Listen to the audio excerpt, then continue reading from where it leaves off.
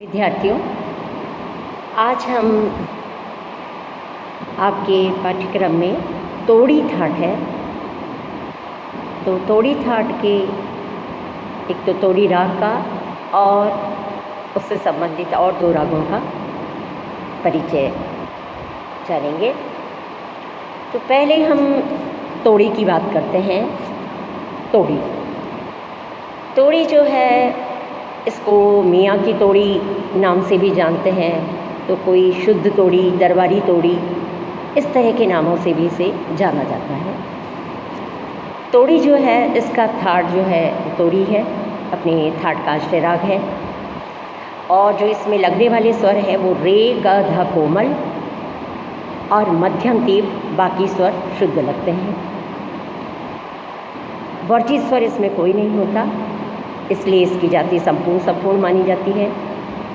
वादी स्वर इसका धैवत और संवादी गंधार। गायन उत्पादन समय इसका है दिन का दूसरा प्रहर। तो इस तरह से इसका आरोह सा रे गा मा प ध नि सा, सा नी धा पा मा ग रे सा, रे ग रे सा, ये जो है इसका खास अंग है, रे ग रे सा। तोड़ी जो है एक उत्तरांग प्रधान राग है, और कुछ लोग इस विद्वान जो है इस राग का वादी, इस राग में भी रे को संवादी मानते हैं, परंतु अधिकांशतः जो गुणीजन है वो इस बात पे सहमत हैं कि गंधार ही इसका वादी होना चाहिए। और इस राग के आरोह में पंचम स्वर जो है वो दुर्बल है, यानी अल्प प्रयोग होता है, वर्जित नहीं है लेकिन उसका अल्प प्रयोग होता है। और वो भी एक खास अंदाज से उसका पंचम का प्रयोग उसमें किया जाता है। और इस राग की विशेषता रे ग ध, इन तीन स्वरों पर अवलंबित है। अगला जो हम राग ले रहे हैं वो तोड़ी का ही एक प्रकार है, जिसको का नाम है गुर्जरी तोड़ी। राग गुर्जरी तोड़ी जो है वो तोड़ी ठाट का ही राग है, और इसमें जो लगने वाले स्वर हैं वो रे ग ध कोमल, मा स्वर तीव्र लगता है और बाकी के स्वर शुद्ध लगते हैं। वर्जित स्वर इसमें है कि मियाँ की तोड़ी से गुर्जरी तोड़ी यहीं अलग हो जाता है पहले, कि गुर्जरी तोड़ी में पंचम बिल्कुल भी नहीं लगता है, आरोह अवरोह नहीं लगता है, इसलिए इसकी जाति जो है वो साड़ा साड़ा मानी जाती है। वादी स्वर इसका धैवत है, और संवादी स्वर के लिए इसमें भी कुछ लोग गंधार मानते हैं और कुछ लोग ऋषभ को संवादी मानते हैं।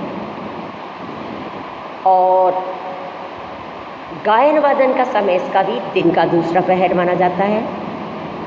तो सा रे गा मा धा नि सा, ये इसका आरोह, और अवरोह सा नी धा मा, सा नी धा मा धा मा ग रे ग रे सा।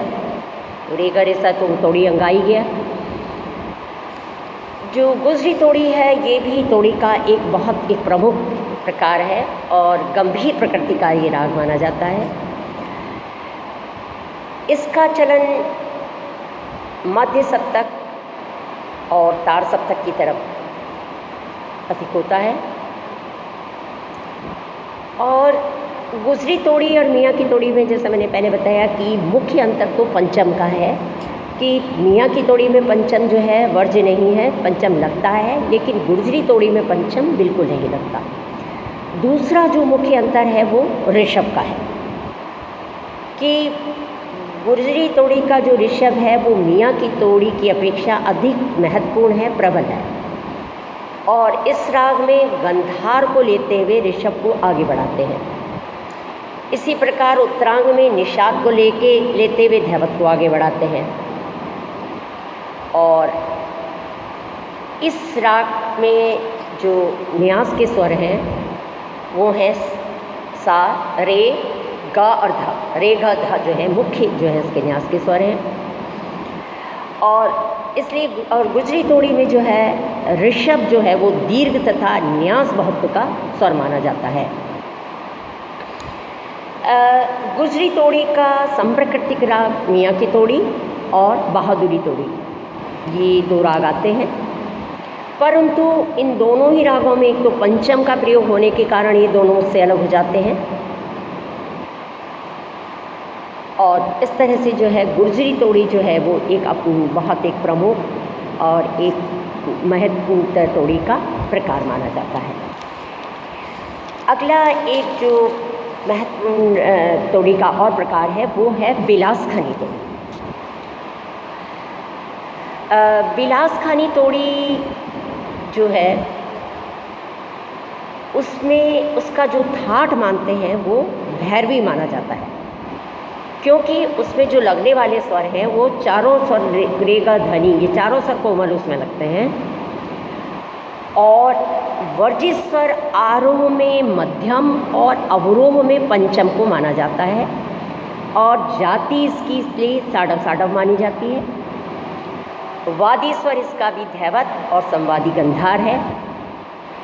और इस राग का गायन वादन का समय जो है वो दिन का जो है दूसरा प्रहर जो है उसका माना जाता है। आरोह इसका जाता है सा रे ग प ध नी ध सा, अवरोह सा रे नी धा मा ग रे सा।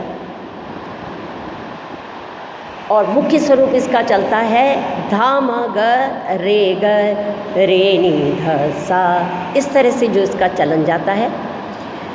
बिलासखानी तोड़ी जो है एक प्राचीन राग है और इस राग के रचयिता जो हैं उसको तानसेन के पुत्र जो हैं बिलास खान साहब को माना जाता है कि उनके द्वारा ये राग रचा गया।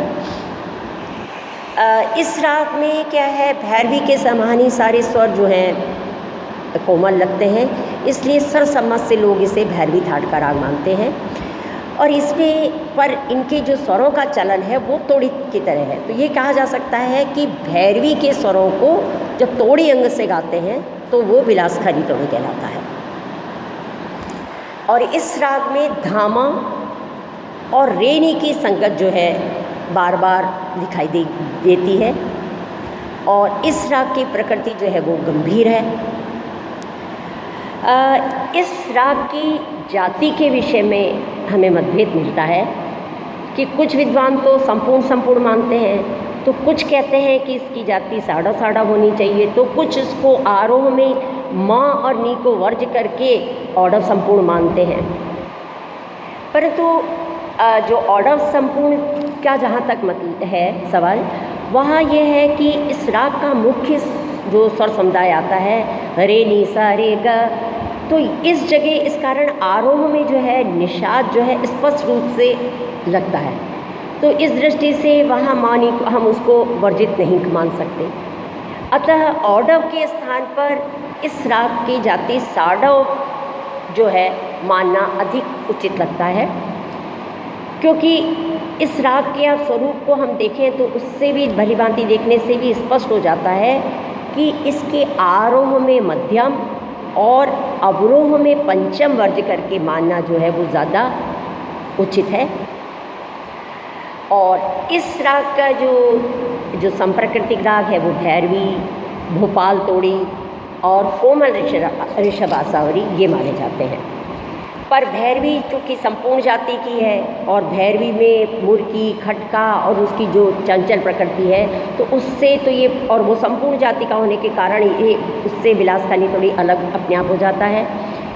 और दूसरा भोपाल तोड़ी जो है वो ऑडव ऑडव जाति का राग है, इसलिए वो इस कारण उसका भी वो इससे अंतर उसका हो जाता है।